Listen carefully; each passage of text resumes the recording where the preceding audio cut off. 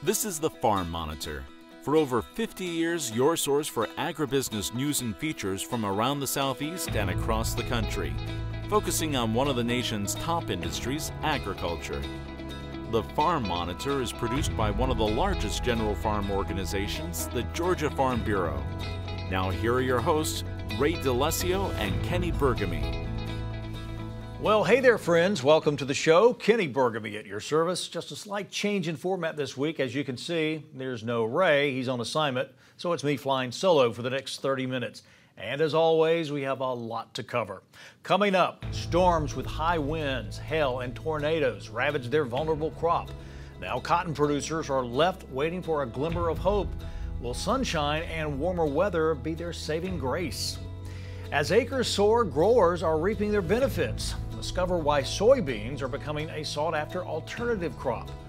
Plus, it's the heartwarming story of how this garden has become a pathway to hope, how it's helped this gentleman discover his purpose, and where seeds of change are sown. All this and so much more start now on the Farm Monitor. A tough spot. That's how experts in Georgia are describing the current situation cotton producers are in after their crop was damaged by a steady wave of storms this summer. As John Holcomb reports, they're still assessing the damage and monitoring the situation. Therefore, all they can do is wait and hope for the best. Things can certainly happen in a blink of an eye, and cotton producers here in southwest Georgia know that all too well.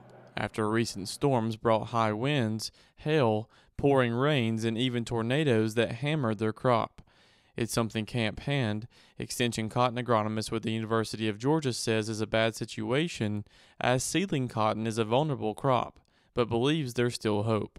Cotton right now is anywhere from first bloom, if you plant it early, to just coming out of the ground. So there's a lot of variability in our crop, and the impacts on the crop kind of depend on what stage it's in.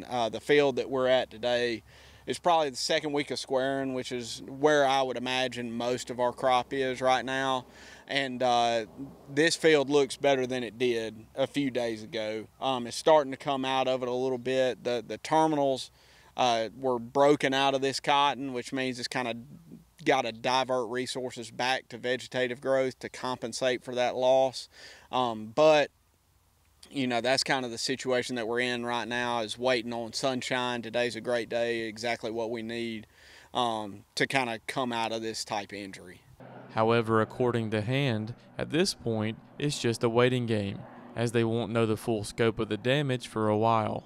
It's hard to tell what the losses are going to be right now. I will say that depending on the stage of the crop could change things.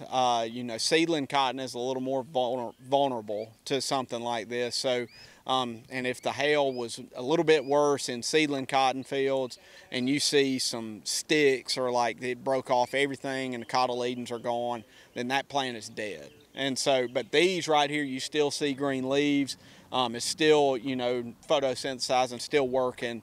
So this crop definitely has got a chance and a lot of potential. And of course, you know, whether it's seedling and stuff like that, it kind of changes what we think about what we need to do going forward. But right now, we're just kind of in a tough spot. Tough spot indeed, as Hand says it's too late to replant, and says that the only thing producers can really do is wait on sunshine and warmer weather. The thing about it is that if you've got seedling cotton that was killed pretty much, today is what, June 20th, I believe it is. So I wouldn't replant cotton today. You know, that, and you can't because it's too wet, right? So we're kind of, you know, either you got to stick with what you got or we got to change course kind of thing, because it's a little too late to replant cotton. In terms of trying to bring it out of this, what we really need is sunshine and 90-degree days. And that's not really in the forecast, but on a day like today, you know, this is exactly what the crop needs. There's nothing you can spray, nothing really you can do to kind of hasten the crop coming out of this. Reporting in Doran for the Farm Monitor, I'm John Holcomb. No doubt the past few years have been kind to soybean producers as the market price jumped more than 60% since 2018. So while it might not be one of the main crops grown here in the state, one South Georgia farmer says it is definitely an alternative that growers should look into. With more on this, here's Damon Jones. Even though corn, cotton, and peanuts receive most of the attention here in Georgia, there is another crop that's seen a major uptick in planted acres over the past couple of years. And while it might still be early on for soybean growers, so far they have no complaints.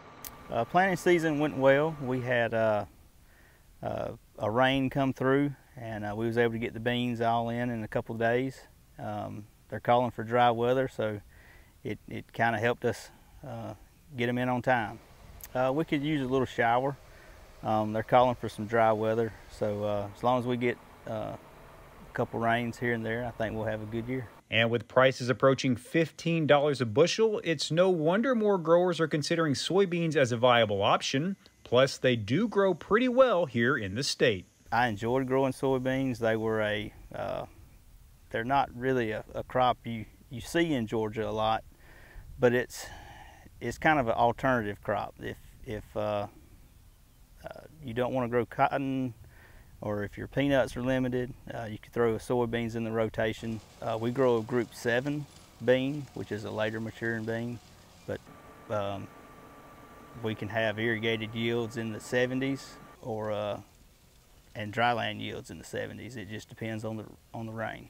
Just like with any other crop, it's a delicate balancing act between controlling costs and using the proper amount of chemicals and fertilizer. Fortunately, this year, it hasn't been quite as big a problem. If you don't use the inputs, you're not going to grow a crop. So you got to have the inputs. You got to have the fertilizer. You got to have the chemicals, the pre-emergence, the post-emergence chemicals to grow the crop.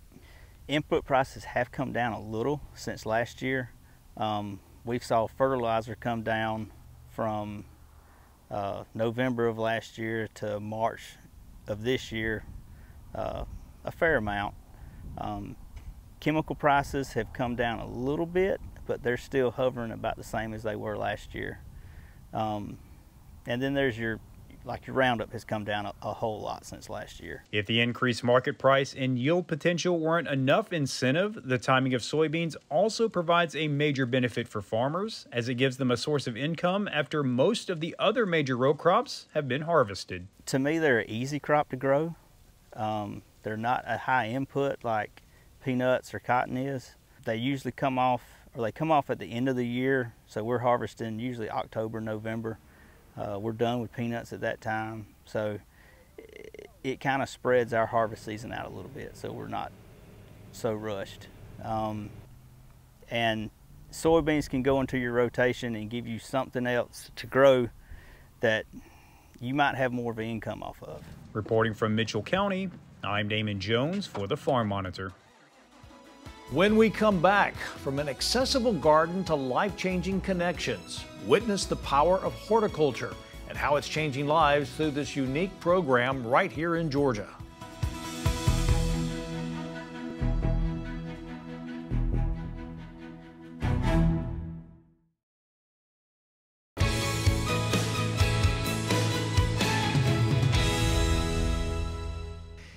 In a world where isolation and limited opportunities often afflict individuals with disabilities, 2 remarkable women in Decatur, Georgia, saw a need for change. Inspired by their shared passion for horticultural therapy, they set out to make a difference and are doing so through their nonprofit, Trellis Horticultural Therapy Alliance.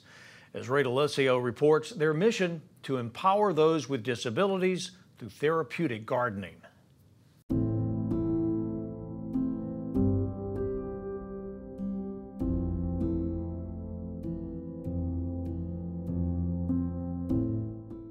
When Rachel Cochran and Wendy Battaglia met at a horticultural therapy training program, little did they know this encounter would ignite a passion within them to make a difference.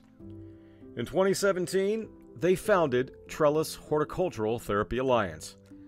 However, the concept for Trellis, that proverbial seed, well, it was planted long before that first encounter.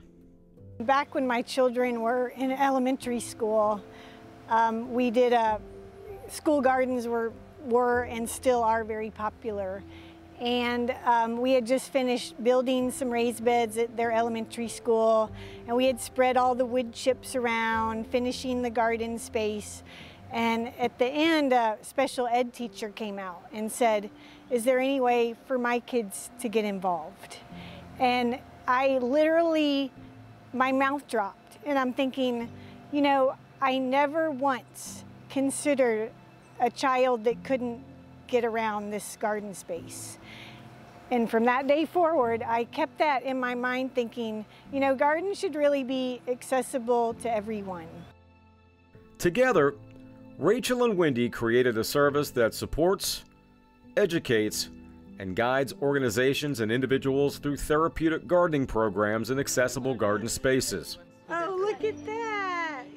On this day, we found Rachel fine-tuning what many are calling a groundbreaking project, the Ability Garden at Collinwold Fine Arts Center, the first wheelchair-accessible garden in Atlanta. Research has shown that gardening is a powerful tool when it comes to combating isolation and building self-confidence. Trellis addresses the physical, mental, and cognitive health of various groups, including those experiencing mental health disorders, or, in the case of Leroy Thompson, living with a long-term disability. I never questioned why me. And I do know a lot of people ask those questions like, why me?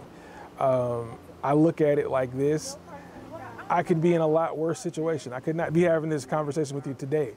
So whatever reason God spared me, I have to figure out what it is. If it's to motivate others, if it's to be an inspiration for others, I'll do that. So I feel like that's kind of sort of the purpose behind it. I mean, this place is beautiful. You come out here and you just instantly feel peace. And that's before you even connect and start learning the stories of the flowers and the vegetables and then the people behind it.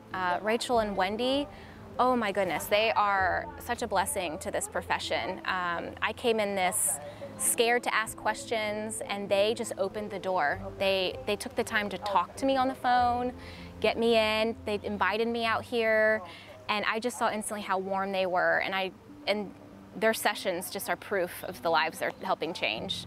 They need an outlet. They need support. And so what we do is we provide the support as people, humans that understand what they're going through. And we understand how to support people in a garden setting and to make it fun. And it's not all about gardening, really. You know, what they teach us in our training is it's not about the end product, it's about the process. And our process is getting people excited about being outdoors, getting excited about this new learning potential that can be a recreation for them, and getting people together that have a shared history of injury or trauma and connecting those people so they feel like they are whole again and I'm normal, I'm out in the public, I have people that understand me that I feel comfortable with, and I want them to have a good time.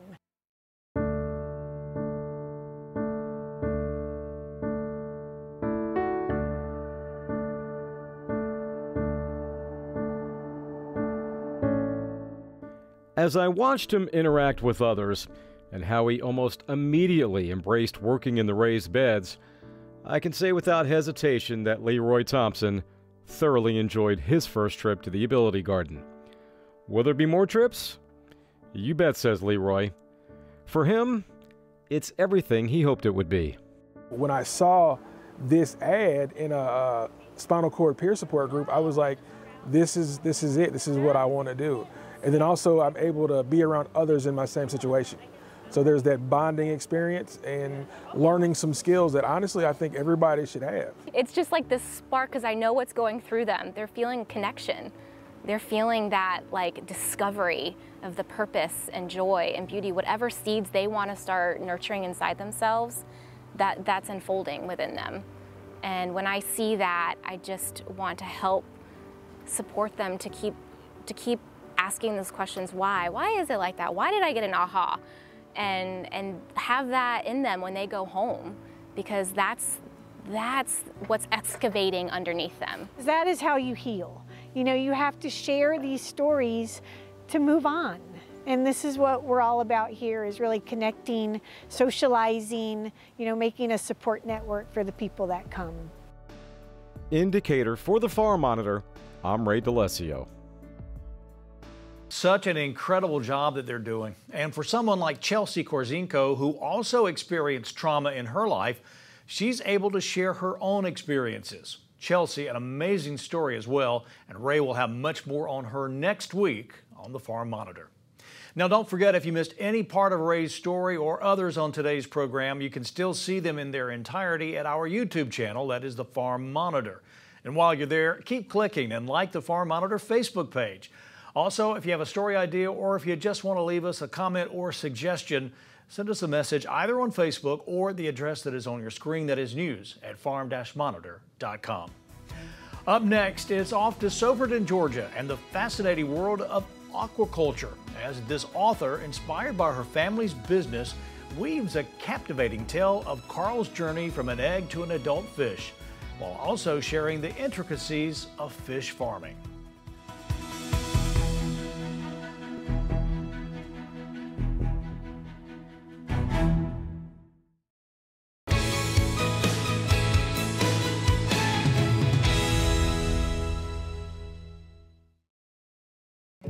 Today, consumers want to know about where their food comes from more than ever before.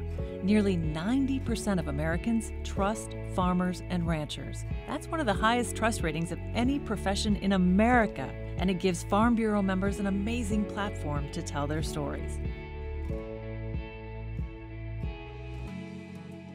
The Farm Bureau Promotion and Education Program empowers farmers to share their story with consumers, bridging the gap between field and fork.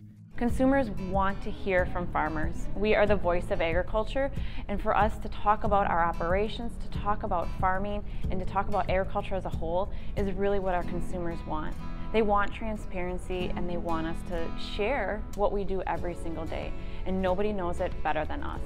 Promotion and Education is a committee on the national level and county and state level that actually helps us as farmers have tools to talk to anybody that is interested about agriculture. I say I talk to people from 8 to 88, and anybody who wants to learn about what we're doing on the farm, I want to be that person to talk to, and Promotion and Education gives me the tools to do that.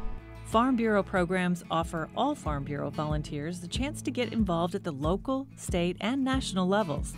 A variety of promotion and education activities occur each year, engaging members of all ages.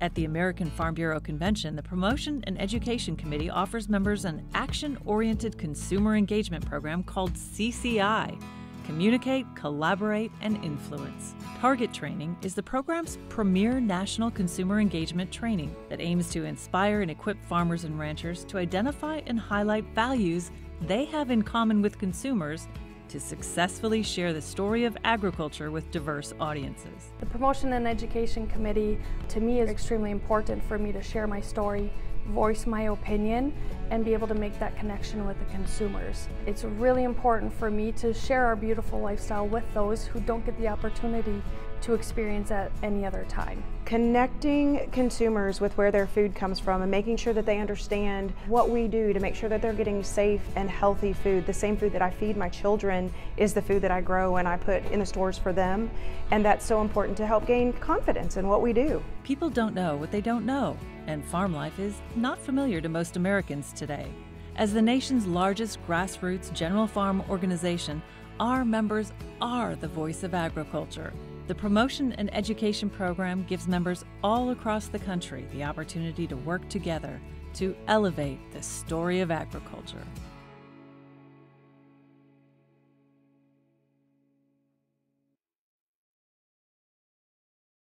Well, if you're into the whole podcast thing, then we got one for you. Hosted and produced by the Monitor's John Holcomb, the Growing On podcast is all about keeping you in the loop with the latest agricultural news in Georgia, issues and topics right here in the state. Tune in to the latest episode by visiting GFB's website or by searching on popular platforms like Apple Podcasts, Spotify, or Google Play. Again, that's the Growing On podcast. Well, finally this week, Michelle Edge wants to spread the word about aquaculture. So much so, she even wrote a book based on the time she spent on her family's fish farm. Jennifer Parson took a trip to Treutlen County to learn more about the origins of Carl's Fish Farm. This is Carl's Fish Farm, an introduction to aquaculture.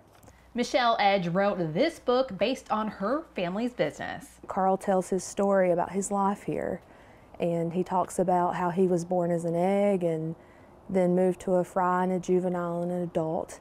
And he has children, and then his children go to live in other ponds and other homes. She says she's watched them work and grow on their family farm, Edge Aquatic Services, in Soperton, Georgia, which inspired her to write Carl's story. That's Ethan. So let's go where the book begins. Our fish food is 42% protein. A lot of it's made with squid meal. Michelle's brother, Ethan Edge, owns Edge Pond Management and also works on his family's fish farm. So this holds 100 pounds of fish food. They feed the fish 3 times a day. 8 in the morning, 1 o'clock in the evening, and 6 o'clock at night. He takes pride in what he does and says aquaculture is a part of land management. It's managing what you have. It's a food source for you, and it teaches you how life really works. You know, when you're managing a pond, it's predator to prey. It's just like it does with the deer, the turkeys, you know, all of it going back, but you're putting a whole entire world in one little spot. It's not spread out over many, many acres. Aquaculture is not just eating fish or, you know, raising fish. It is also the water quality management. There's certain blooms, there's certain algae in ponds. I mean, if your cattle drink them, it'll kill them. And knowing the life of water, in essence, is going to make our life better. He uses what he learned in college and some on-the-job training when he's taking care of the fish. My job involves a lot of science and math. We use microscopes a lot. He says he also uses chemistry to check the water quality, and math comes in handy every day. Every morning we load trucks. Every day that we're trying to do weight counts or see how many fish we have left, math is very important. When the water temperature is stable at 70 degrees, blue gillfish will reproduce every 30 days. They'll hatch out and then they'll be fry. And then we'll feed the fry and we'll grow them to whatever size of fish we may need. Typically, you know, we sell anywhere from a 1 to a 6-inch fish. How long that process takes depends on a lot of things, including what season we're in. Did you know fish slow down in the winter? They're not going to grow as fast as they will during the summer. They're not as active. I mean, they're going to get slow when the winter comes around. They're not going to eat as much. They're just going to kind of, they're not using as much. Their metabolism will slow down some. He says the quality of the pond water is a big part of what he does daily. And just because a pond looks healthy doesn't mean it is. Going back to like bad algal bloom, cyanobacteria, there's some of them out there that they're just, you can't see it on the naked eye. It's going to have to be put up under a microscope and get it tested. Those bubbles are aerators and help eliminate algae. The reason why is it rolls that water. It's going to push some ions up in the water that the algae cannot survive in. And algae has a harder time surviving in moving water. The Edge family knows what they're doing here on their farm, but they say there's room for more. I want to challenge kids to think outside the box. You have options when it comes to aquaculture and agriculture. There's room for everyone in aquaculture and agriculture. In Truitland County, I'm Jennifer Parson reporting for the Farm Monitor. Jennifer, thanks so much, and thank you for making this show possible. Before we send you on your way, a friendly reminder that for all the latest ag news regarding food, recipes, and what's happening out on Georgia farms, be sure you check out all of our social media platforms, including farm-monitor.com. Take care, everybody. We'll see you next time right here on the Farm Monitor. Stay safe and have a great week.